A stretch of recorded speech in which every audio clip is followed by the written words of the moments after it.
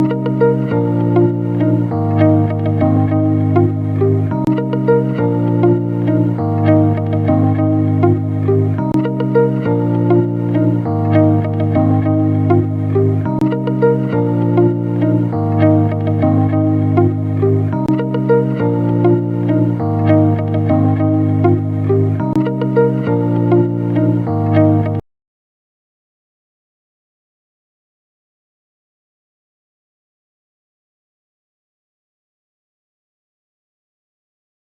evening, sir. Many more students will be joining us. Okay, so do I need to wait or shall I start? Sir, you can start. So this is going to be a debriefing session. You've already you've already gone through my PowerPoint that was done before. So we'll be discussing the answers in brief today. It's a request to the aspirants. You can switch on your camera as well. Thank you. And it is going to be an interactive session. You can also unmute your mic and answer the questions. Okay, so this was the first case vignette that we did actually at that point in time. So I believe everybody, like 90% of the people had got the diagnosis right. Do I need to repeat the question or this is good enough? Not all of us attended the exams here, so please repeat the questions and answer because we did not attend this mock exam. Not all take the same case. Okay, fine. So the question is a 52-year-old man, known history of alcoholic liver cirrhosis, presents to the emergency department with 3 episodes of hematemesis, nearly 200 mils each, and black tarry stools over the last 24 hours. Now, this man also reports generalized weakness and giddiness on standing. He's a diagnosed case of alcoholic cirrhosis 2 years back, child poop class B, and esophageal varices seen on endoscopy. They were seen on endoscopy 6 months ago with no band ligation that was done earlier. Vitals wise, BP is 90/60. He's tachycardic in the sense that heart rate is 112. Respiratory rate is 20. SpO2 is 97% on room air. Now, this patient is pale, mildly icteric, drowsy, but aroused. On abdominal examination, abdomen is distended with shifting dullness, no rebound tenderness. Rectal examination, there's a black tarry stool which is present. And signs of chronic liver disease in the form of spiral angiomata, palmar erythema, and gynecomastia are seen. Right? So, some more details. These are the labs: hemoglobin of 7.8, platelets of 90,000, and IRR of 1. LFTs showed bilirubin of 3.2. AST and ALT were mildly elevated. Bun creat ratios were elevated, which suggested a probable upper GI bleed. And ultrasound showed cirrhotic liver with splenomegaly and ascites. Everybody has got what the case scenario is, right?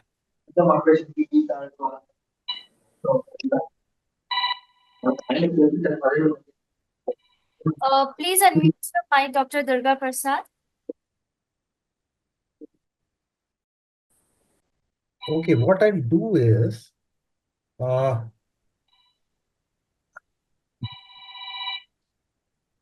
I'll put it in the chat box. So, has everyone got it? Yes, yes. Sir. Okay. So now the common questions that can be asked on this scenario is, what do you think is happening here? There is hypovolemic shock, probably secondary to lower GI bleed. Lower or upper? Upper GI bleed. Okay. And obviously, you now know that this patient has got a cirrhotic liver, most likely a variceal bleed, right? Yes. Yes. Okay. So there are certain related terms that you should know. What is the definition of bleed? What is time zero? What is acute bleed? Then what is treatment failure and variceal rebleed? What about resuscitation? What is the role of erythromycin and NG tube?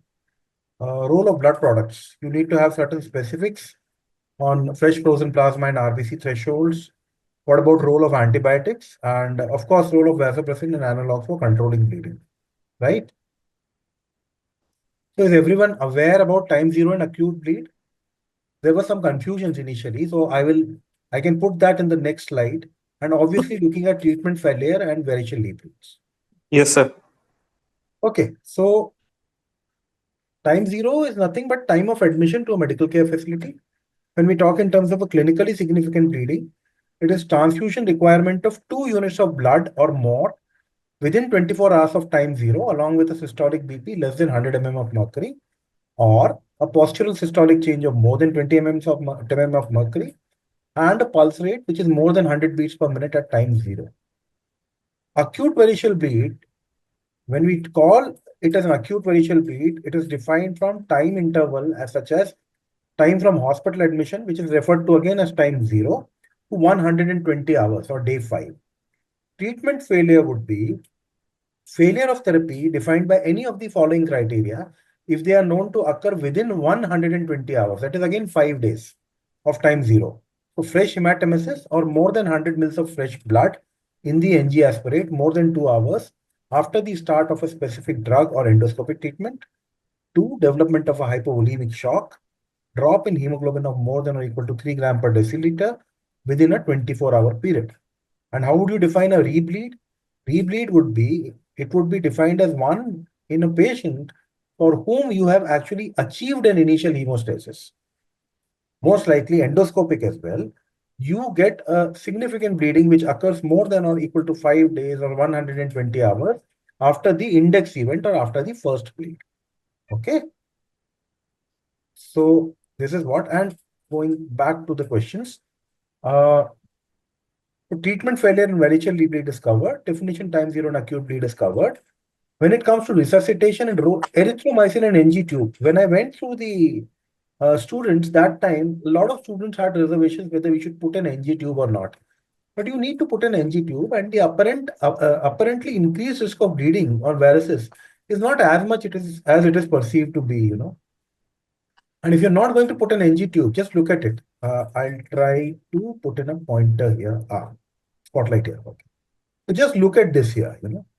So how would you, define this?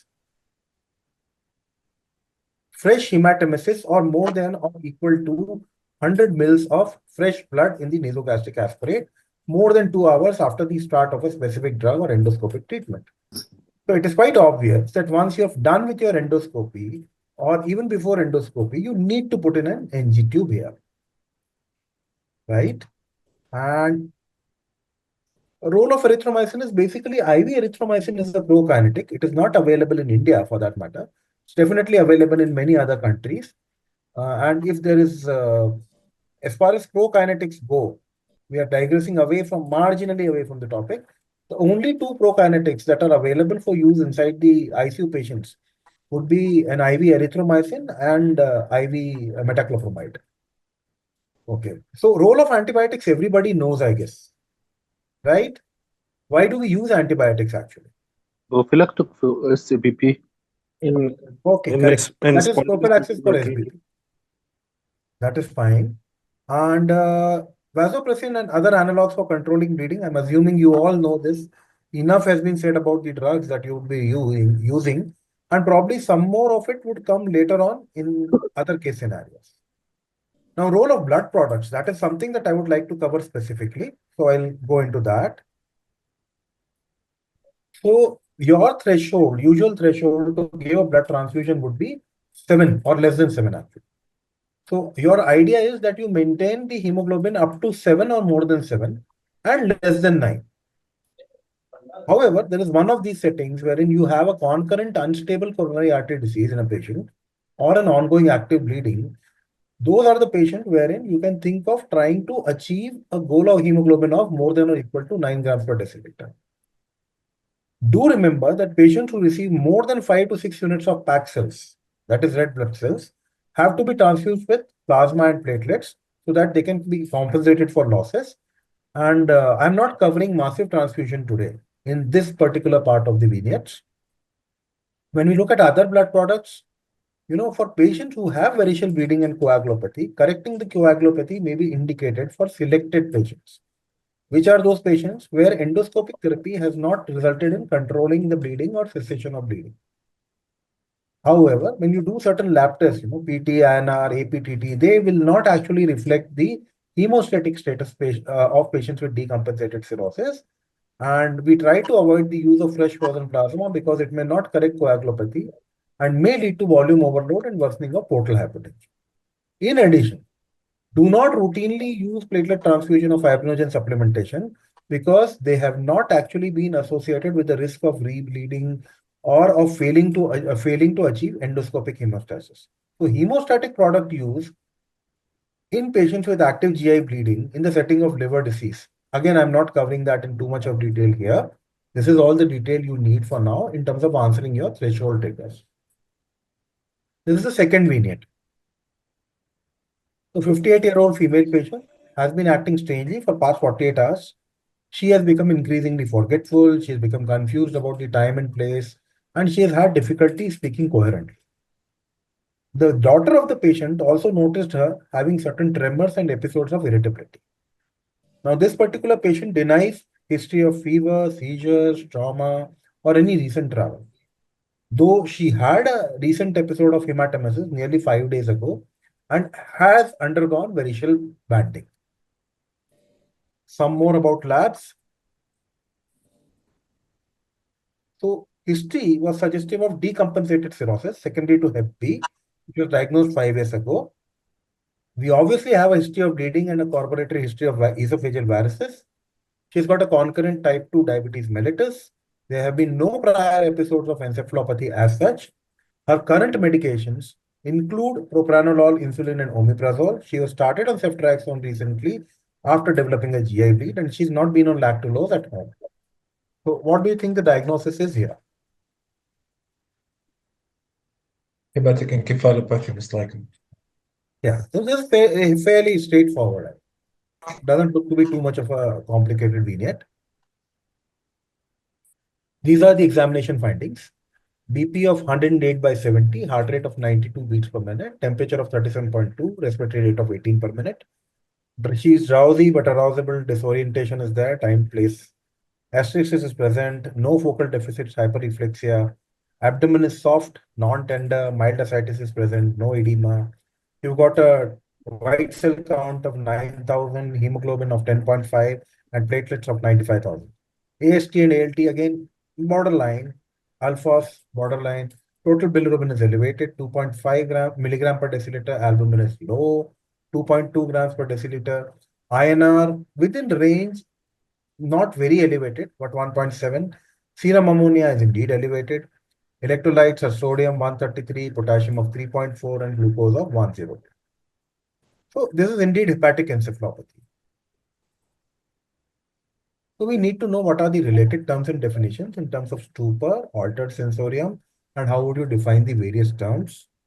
You need to know the grading of the encephalopathy. And can I have the name of the criteria? It is so common. We discussed that in between. West Havens. Excuse me, can you be louder? West Havens. Yeah, correct. And then we need to know clinical features corresponding to grades. What about significance of ammonia levels in terms of diagnosing this? Prognostic value. No. Has anybody got any other answers? Success of treatment.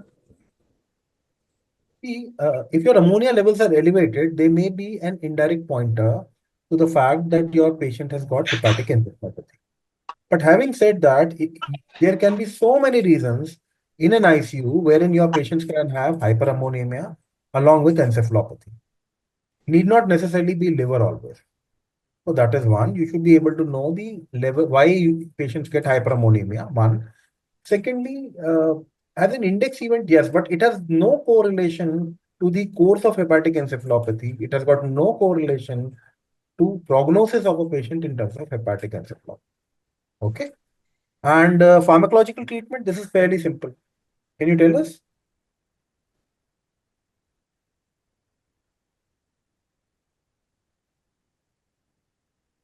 Can anybody put it forward? Lactulose, Fine. rifaximin. Anything else that works? Rifaximin. Excuse me? We can give lactulose and also we can give rifaximin. Fine, that is fine. Now, do remember that we are talking specifically about pharmacological treatment.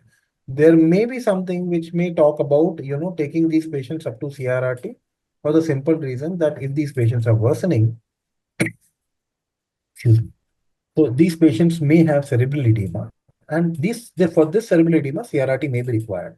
There's a short question on it later on during the today's class. So I'm not going to dwell too much on it. Okay, let's see this. Are you able to see, all of you? Yes.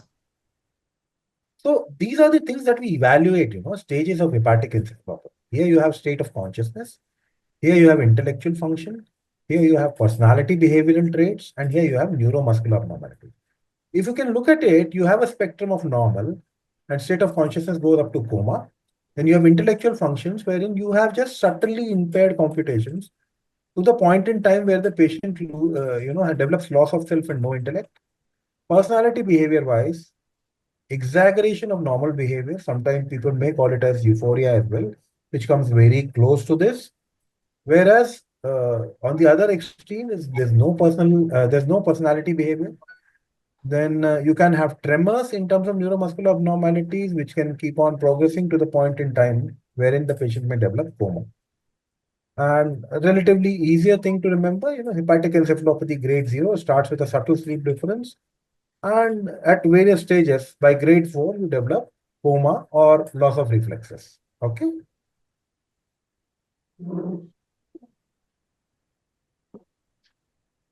And this is the differential diagnosis of hyperammonemia.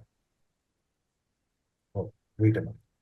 Yeah. So this is the list, Ree syndrome, GI bleed, renal disease, urinary tract infection with a urease producing organism, ureterosigmoidostomy, shock, severe muscle exertion, cigarette smoking, transient hyperammonemia in newborns, certain inborn errors of metabolism. Commonly drugs, even a drug like diuretic can cause hyperammonemia. And of course, salicylate intoxication. So this is a wide list of hyperammonemia. I borrowed it from up to date. And now look at it this way that you can have a situation wherein this previously there used to be some sort of a cutoff value of, say, if you have a ammonia value more than 150 or more than 200, it is absolute that it is hepatic encephalopathy, but it is no longer true. None of those dictums hold correct. So you can have a patient with hepatic encephalopathy with an absolutely normal serum ammonia. Okay. And so this is the third vignette. So you've got a patient who has alcoholic cirrhosis, child poop class C, diagnosed 3 years ago, history of esophageal varices, underwent band ligation a year ago. He has been developing recurrent ascites requiring therapeutic paracentesis. There has been no history of hepatic encephalopathy or SBP in the past. When you do an imaging, it shows you ultrasound that is a cirrhotic liver with splenomegaly and ascites. One creatinine ratio is elevated, which suggests there's a probable upper GI bleed here. LFTs are suggestive of bilirubin 3.2, AST, ALT mildly elevated, hemoglobin again 7.8, platelet 90,000 per mm cube, along with an INR of 1.8.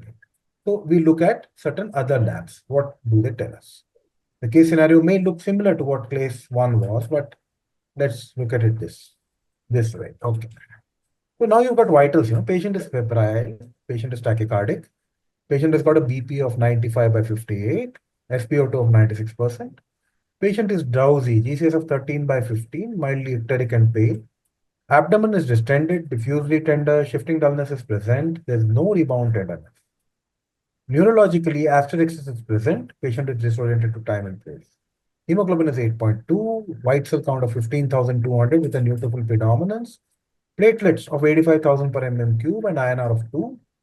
Total bilirubin is elevated, 4.5. Again, AST and ALT levels are elevated, 88 and 65 respectively.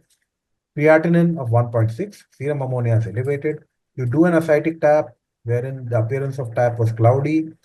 Cell count was 420 cells per mm cube with a neutrophil predominance of 85%. You do a serum ascites albumin gradient of 1.4, and of course, culture is pending. So what do you think has happened here? This is a fairly straightforward scenario. SBP. Spontaneous bacterial peritonitis. Yes. So this is spontaneous bacterial peritonitis. So how would you differentiate? These are the questions that can come out from this. How do you differentiate spontaneous bacterial peritonitis from secondary bacterial peritonitis? That is one. How do you classify ascites based on serum ascites albumin gradient? Fairly simple, but that can be second thing. Common organisms involved in causing spontaneous bacterial peritonitis, and how would you differentiate it from alcoholic hepatitis? And what would be the initial management that you would like to do for this? So how to differentiate? Okay, I'll ask a question that seems seemingly innocuous and that we should put out of the way first. How would you differentiate it from alcoholic hepatitis?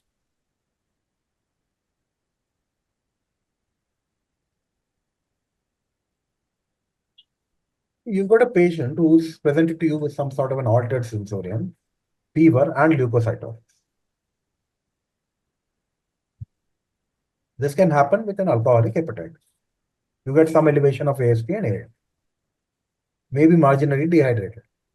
But what about ascitic fluid? Would you get anything in alcoholic hepatitis?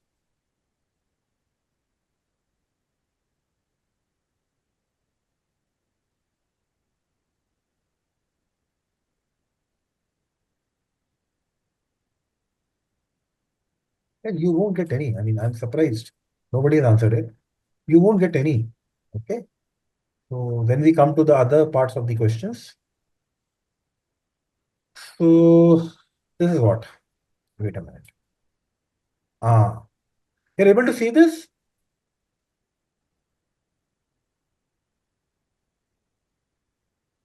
Yes. So you've got a patient with cirrhosis, ascites, and bacterial peritonitis. You've got an ascitic polymorph count of more than or equal to 250. You begin antibiotics. This was again taken from up to date. And then ascitic fluid, you look at it, whether it was bile stained or not. So then you look at the criteria, What are the criteria that you're looking at? Ascites bilirubin more than 6, ascites or serum bilirubin ratio of more than 1. If it is no, then you look at this criteria of total protein, glucose, and LDH. If you remember, it resembles the Knight criteria for pleural effusion as well, in terms of defining an exudate. And if it is, if your ascites bilirubin is more than 6, or serum bilirubin ratio of more than 1 is yes, then you look at CT scan abdomen or pelvis to evaluate for source. You do a CT scan, does it show any perforated viscous? If it shows yes, then it is obviously secondary bacterial peritonitis. If it shows no, then you look at the next point, whether there's any abdominal abscess of fluid collection present. If it is yes, it is secondary bacterial peritonitis. If it is no, then it is a spontaneous bacterial peritonitis. Now, organism-wise, predominant organism is E. coli. Second one is a close second is, I won't say close second, distant second is a Klebsiella pneumoniae, then Strep pneumoniae and other streptococcal species. Then Enterobacteriaceae is present in 4%, Staph in 3%, Pseudomonas in around 1%, and then there are certain miscellaneous organisms which comes to around 10%.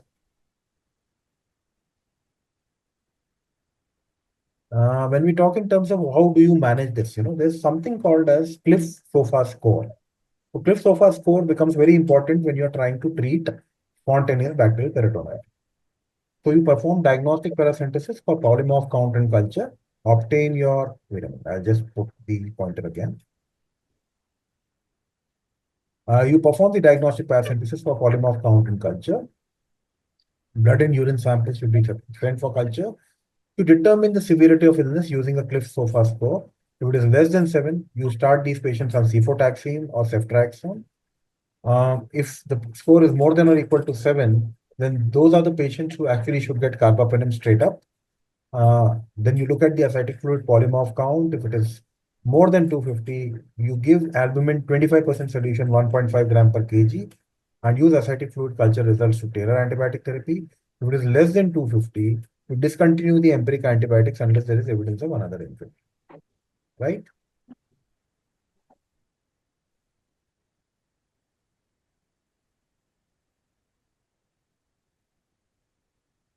Was there anything else? That was it. Do you need a separate class on that? Serum ascites albumin gradient is pretty straightforward, and you will get that data anywhere, right? So basically, how to differentiate ascites based on serum ascites albumin gradient, that is something that you should know.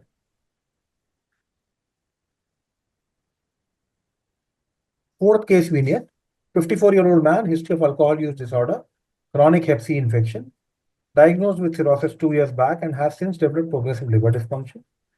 Recent symptoms include jaundice, fatigue, abdominal swelling, which have worsened over the past 2 months, multiple episodes of ascites, which require paracentesis. Patient is currently on a low sodium diet along with diuretics. Patient presents to the ER with complaints of decreased urine output over the past 5 days. He denies chest pain or shortness of breath, but does mention that there is some amount of abdominal discomfort, which is gradually progressive or gradually worsening. BP is 90/60, pulse of 96 beats per minute. He has got mild orthostatic hypotension. Patient is jaundiced. He is visibly emaciated with prominent ascites and peripheral edema. These are the labs. Serum creatinine of 2.4 milligram per deciliter, keeping in mind that his baseline was 1 milligram per deciliter about 2 months back. BUN or blood urine nitrogen is 46 milligram per deciliter. Serum sodium is 130 millimoles per liter. Serum potassium is 4 millimoles per liter. You do your LFTs, which tells you that the bilirubin levels are elevated, albumin is low, and INR is prolonged. There's no significant proteinuria, hematuria, or casts. You do an abdominal ultrasound, which shows you an irregularly shrunken liver with no evidence of obstruction, but it does confirm that there is extensive ascites. You go on to do your Doppler ultrasound, which shows a very patent hepatic and renal vasculature. So what do you think is happening here?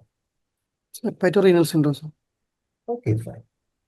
So diagnosis again looks straightforward. We go to the questions.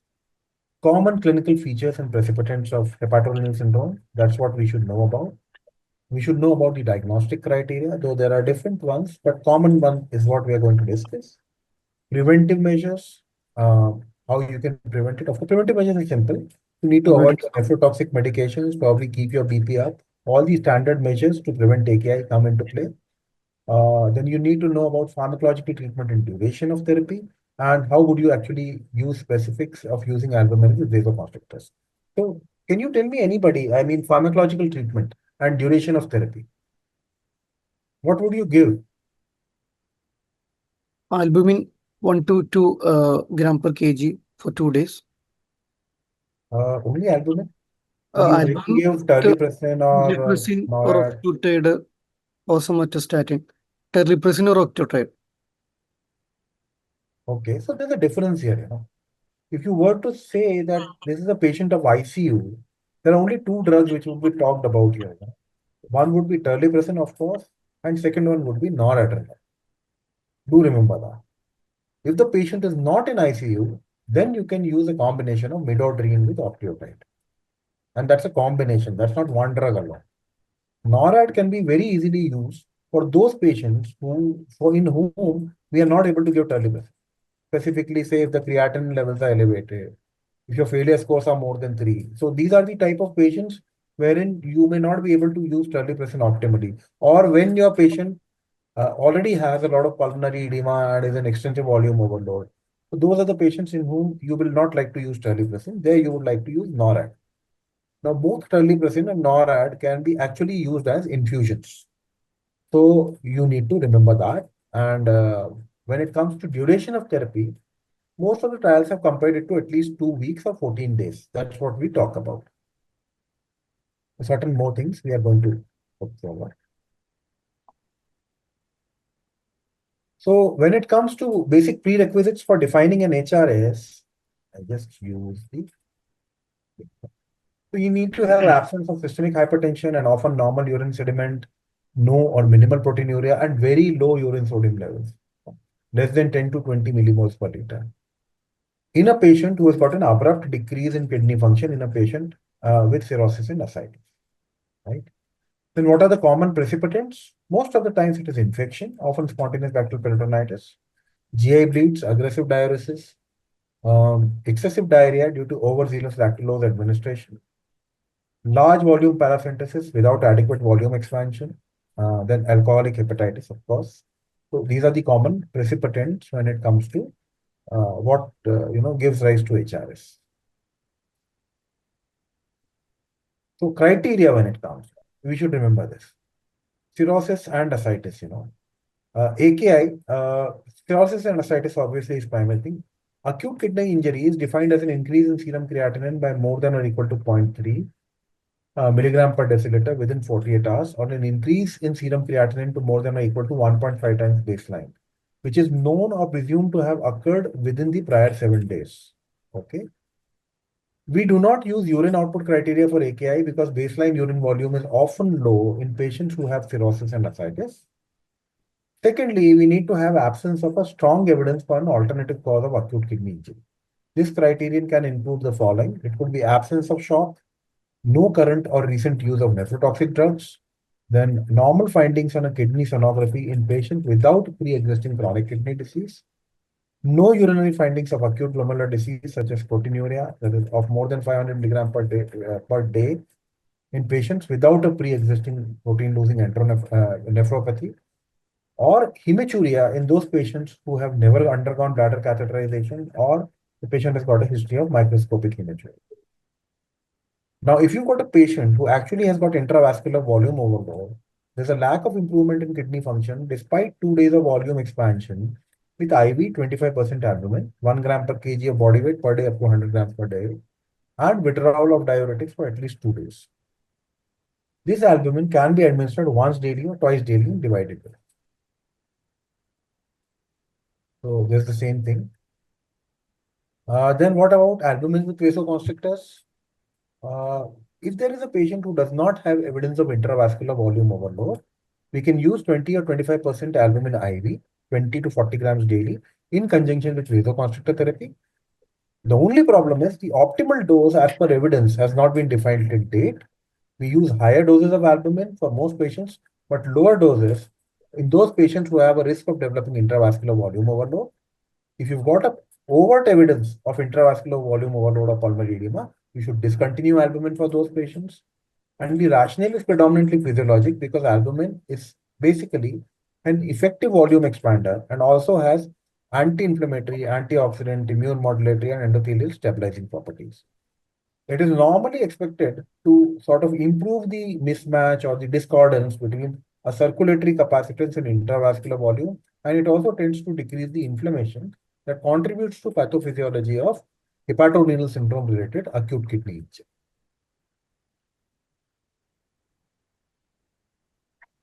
So this is the last case vignette. We've got a 52-year-old male, 10-year history of chronic Hep B infection. Patient is already on tenofovir. Over the past year, he has experienced worsening fatigue, loss of appetite, and unintentional weight loss. 6 months ago, he developed noticeable jaundice and increasing abdominal girth due to ascites. Now, this guy also reports intermittent episodes of confusion, forgetfulness, suggestive of hepatic encephalopathy. He has been hospitalized twice in the last 3 months for spontaneous bacterial peritonitis and variceal bleeding, and which was managed with endoscopic bone band ligation. Currently, this man is on diuretics, lactulose, and beta blockers. He's stable with icterus. He's got abdominal distension with shifting dullness. He's got palmar erythema. He's got spider angiomata and asterixis is present. So whosoever has attended the last class, they would be knowing what are the follow-up questions that are going to come here. Can I have the diagnosis or what is it, where we are leading to actually?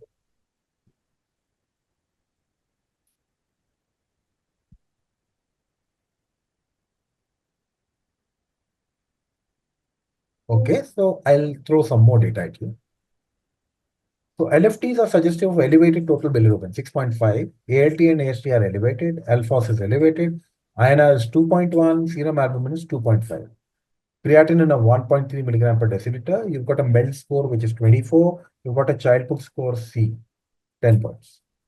So what do you think now?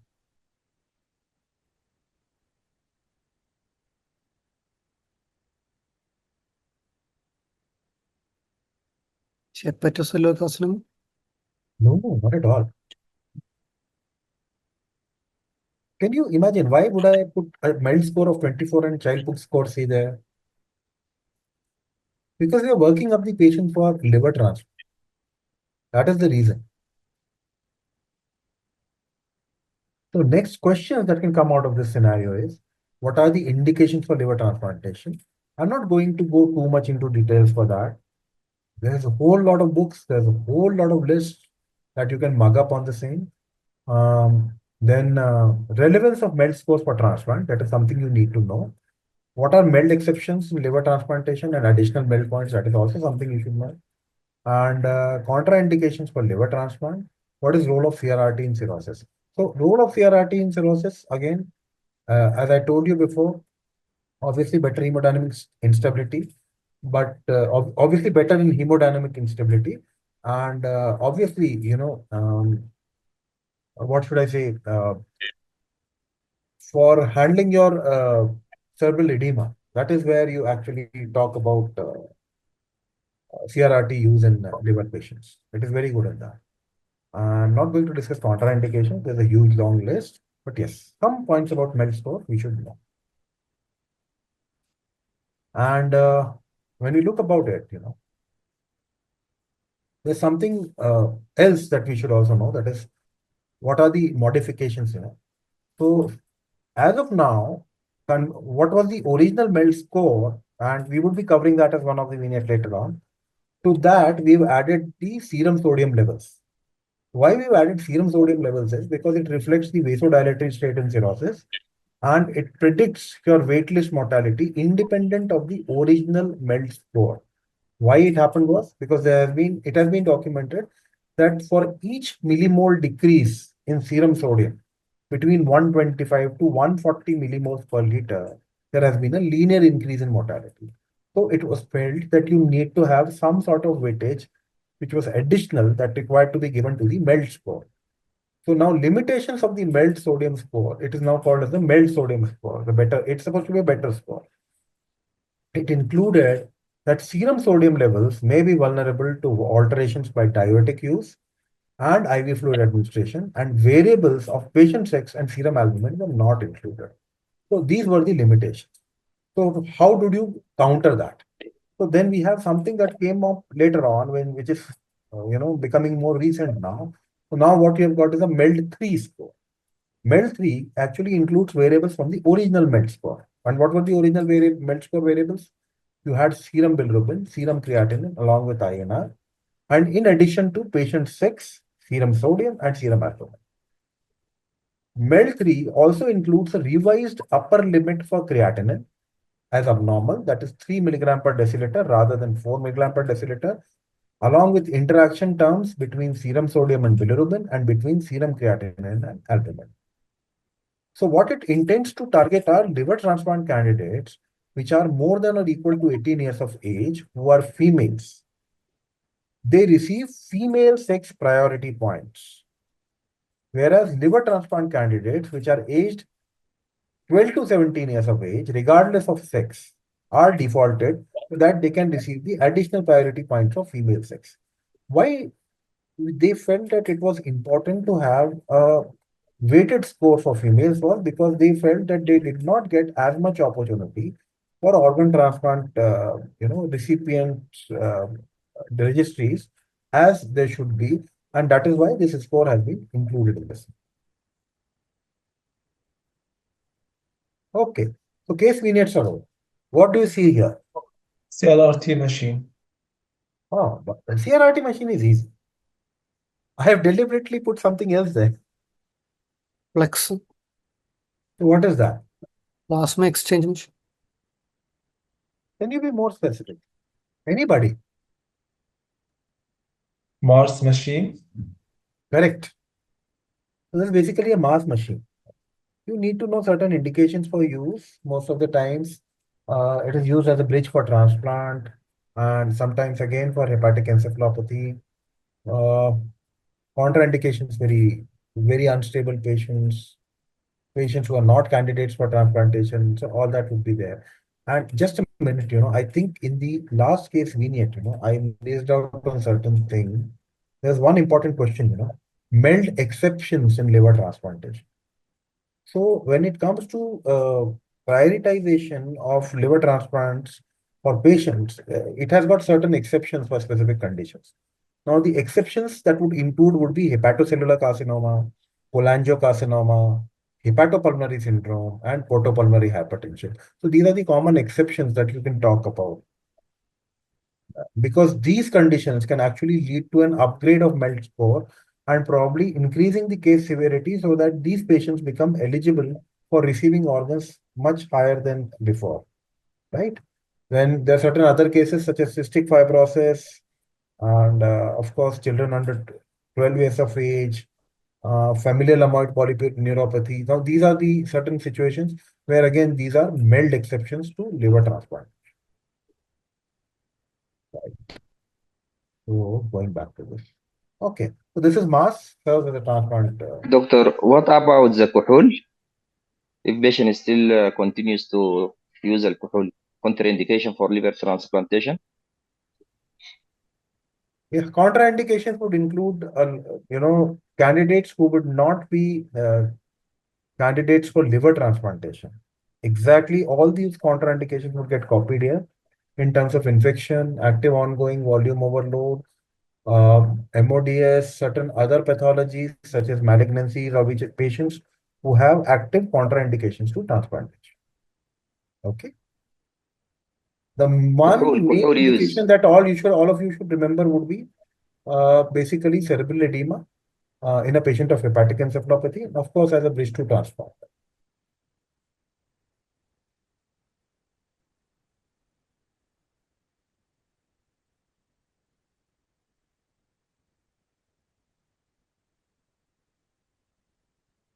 What are these tables?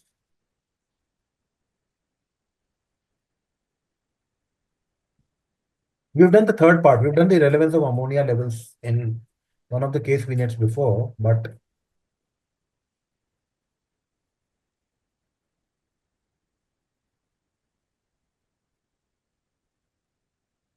So the first one is the 4 MELD score or modified MELD score, bilirubin, creatinine, INR, serum can you be sodium. slightly louder? Who's answering?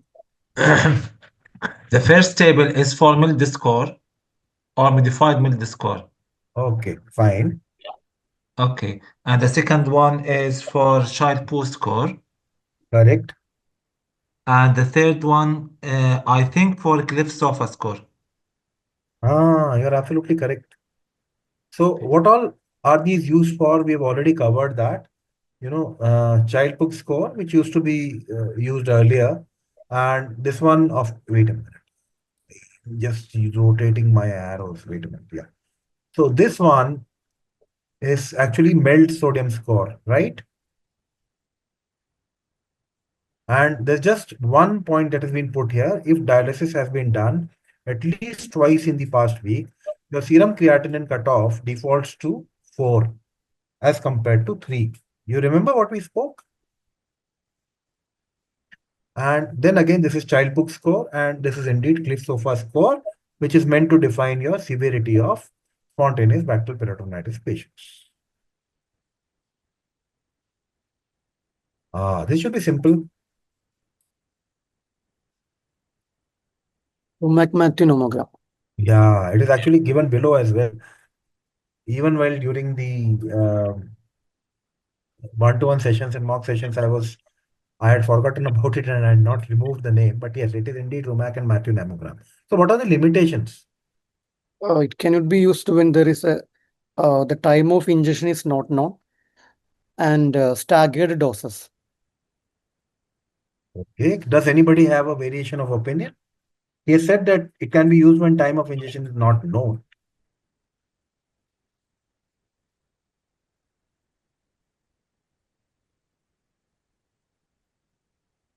Multiple doses and sustained releases. Okay. Any variation of opinion?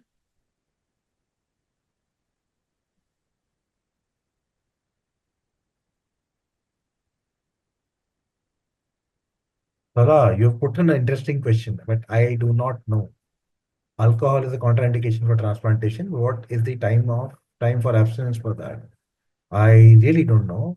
If your patient is a candidate for liver transplant, he is not supposed to have any alcohol for at least his entire duration of CLD. So I'm not sure about the time of abstinence, but definitely not meant to be taken. That's all I leave it at that. Right, going back to our question.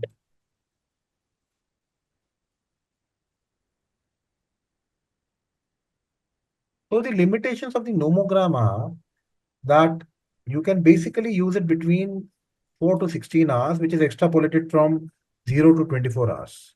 Beyond 24 hours of ingestion, this nomogram may not hold true, right? You should know the dose of N-acetylcysteine, which is the antidote, and decontamination is the usual stuff, charcoal and all those. But the limitation is something that you should know, and of course, name is something you should be able to define. This is one of my favorite. What do you think is happening here? No, it's not propofol. It is not propofol. Try to look at it this way. I'll offer you a clue, You've got here, a light green and a dark blue color, and here it is absolutely dark blue. So here it is related compounds. Here it is one compound alone. And Paraquat. yes, paraquat is correct.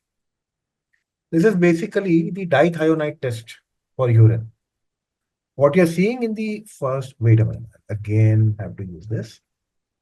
So what you're seeing here is a combination of paraquat and diaquat, related compounds. And here what you're seeing is a higher concentration of paraquat. You do have blood paraquat levels as well, which can actually, this test is basically a qualitative estimate that your patient has taken paraquat. Blood levels are also done, but they are not easily available everywhere. But urinary dithionite test is much more easily available. And we talk about what phase is seen once liver gets involved. Well, as per severity, it is a severe phase. That's when, so you can remember that. The more severe it is, the more it goes towards liver.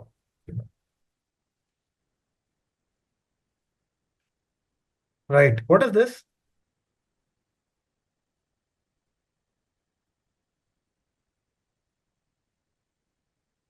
It is the tips. Correct. Correct. So Indications. what is it actually? What does it do? Sorry, again. What does TIPS do?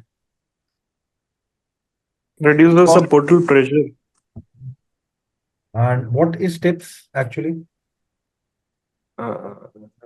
It's a procedure where the portal vein is directly connected to the inferior vena cava to reduce the portal pressure inside the portal pressure. It's transjugular intrahepatic portosystemic shunt.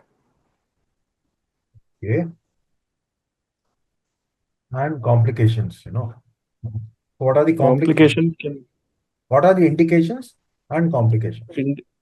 Indication is refractory ascites, recurrent hepatic encephalopathy in spite of optimal medical management. It can be used as a bridge for liver transplant. Okay. Fine.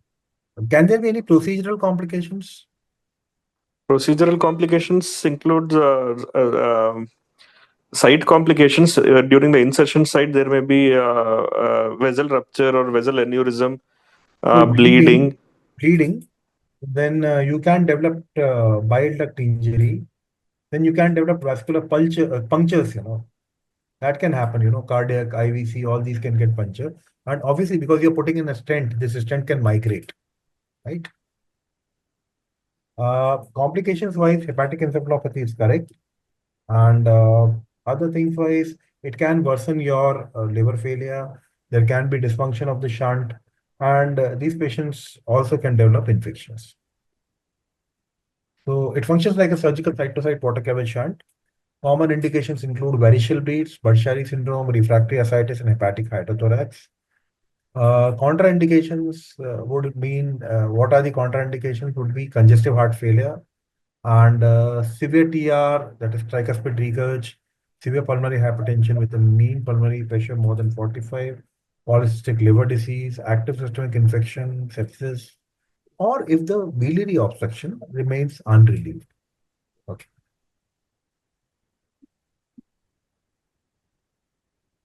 This was simple. Everybody of you can get it. Hepatorenal fluid. Okay, so what sequence is it? How do you see it? During the fast scan in the right hypochondrial region scan, hepatorenal pouch, it shows free fluid.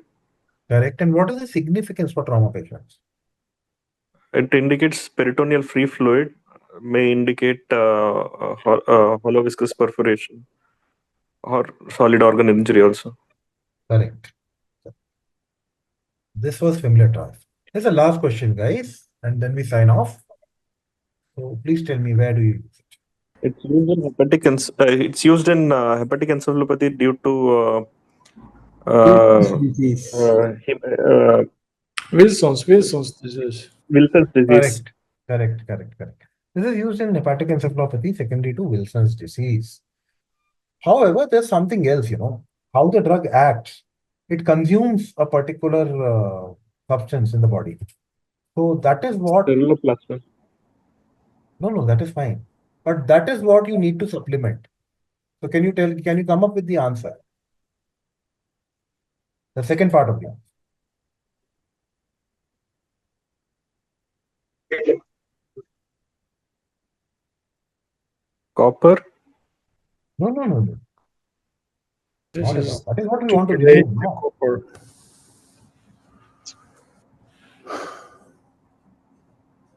Any answers? Zinc. Jack. Zinc.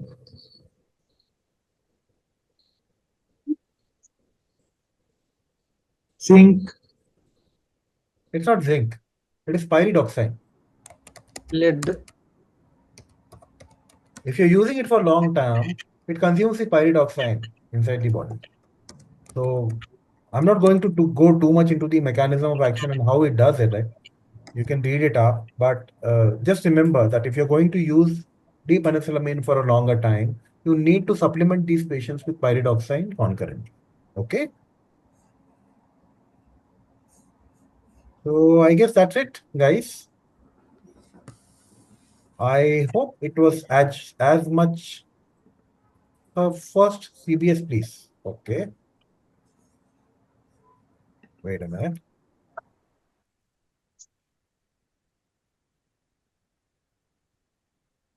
Yes. Durga Prasad, you had certain doubts.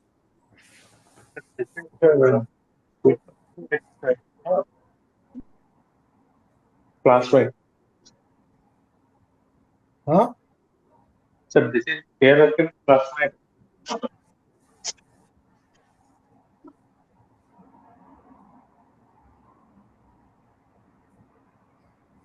Wait a minute. What you're saying, I'm not able to get it, Durga Prasad. Sir, this is a CRRT with plasma exchange or concentration. See, plasma exchange is fine, but what I wanted to talk about was this, This contraption is called as Mars. Okay. So Mars is nothing but when you expand on the short form, it is molecular adsorbent recirculating system. Okay. Okay. And it is used specifically for liver patients. Previously, we used to use it a lot. Nowadays, we do not use Mars so much, right? So I Okay. just intended to put it there so that all of you should know about it. That's it. Okay. Thank you. So that finishes it. And this is it. So I hope it was as much fun for you as it was for me. I can always say that sitting on the other side. So that's all, guys. Anything else? Okay. So I'll take leave. Thank you so much.